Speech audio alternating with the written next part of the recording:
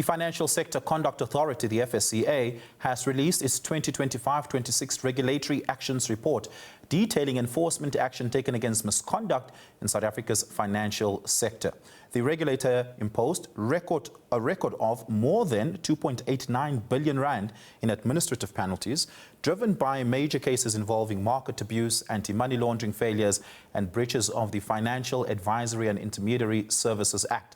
For more on this, we're joined by the FSCA's Divisional Executive for Enforcement, Gerhard van Deventer. Gerhard, good evening. Thank you so much for your time. Really do appreciate it. Gerhard, what are administrative penalties? Good evening, Oliver, and thank you for the opportunity to speak. Administrative penalties really talks about our effort to make sure that we deter any conduct that's harmful to the public and harmful to financial customers. So it is a penalty, not a criminal penalty, but it's a penalty imposed by the FSCA itself. And that goes hand in hand, of course, with Ooh, the line is quite terrible there. Sanctions like the bar. Gerhard, your line is cutting intermittently in and out there, but I think we got the gist of that answer. I want to take a look at some of the larger penalties that were issued out and reported on in the latest report, and that is the penalty against former Steinhoff executive Stefan Grobler, who was fined more than 358 million rand for his role in publishing false financial statements. A broader investigation is still ongoing. Is this in relation to his work at Steinhoff during what has now been dubbed the Great Heist? And can you give us details on that penalty and transgressions?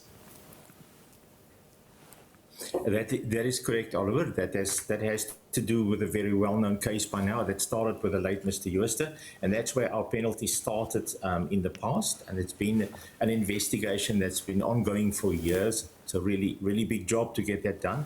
So this is the second last senior member of the management of Steinhoff that has been penalized now, and the fact that we say the investigation is ongoing is because there is still one other member that I unfortunately can't name now that we're looking at, and of course the penalty speaks to the same contraventions of the previous penalties, and that is publishing false statements relating to a listed company, that in this case was Steinhoff. I think that everybody is fairly familiar with at this stage. Penalties are large because the damage that was done was, of course, huge. Yeah. If we can just remind our viewers of the penalty that was issued out against Marcus Jooste. He, of course, had taken that penalty issuance by the FSCA on review, and the court had agreed with him and drastically reduced that figure. Can you just remind our viewers of exactly that particular penalty as it relates to this? So the original penalty against the late Mr. Jooste was 475 million rand, and that was for the false statements, in other words, the false financials that was published for Steinhoff.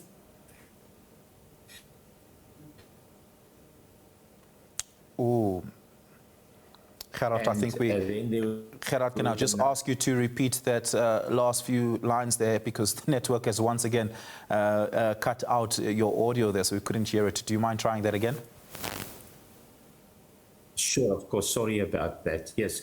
So there's a 475 million rand penalty for the late Mr. Jooste, and a 20 million rand penalty for insider trading. The first penalty, the big one, referred to the false statements, the false financials for Steinhoff.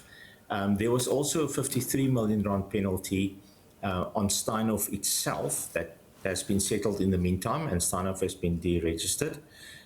So those penalties was the beginning of the sanctions we took against the company and against some of its senior officers. And as I say, it all relates to what you call the Steinheist. It all relates to the false statements that was published. Yeah, a little bit of a superfluous question is my last one, Gerhard.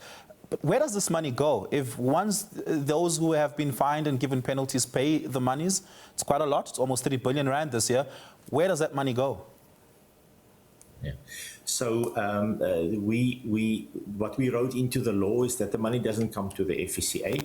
So the FSCA shouldn't have a reason to collect penalties or to impose penalties. We are permitted to recover our costs because these investigations are obviously very expensive, and we sometimes use outside experts to assist us with it. So we recover our costs, but the rest of the money goes to a central National Treasury Fund. Gerhard, thank you so much for your time. Really do appreciate it. Gerhard is with the Financial Sector Conduct Authority there. Gerhard van Deventer is one of the members who, of course, drafted this report.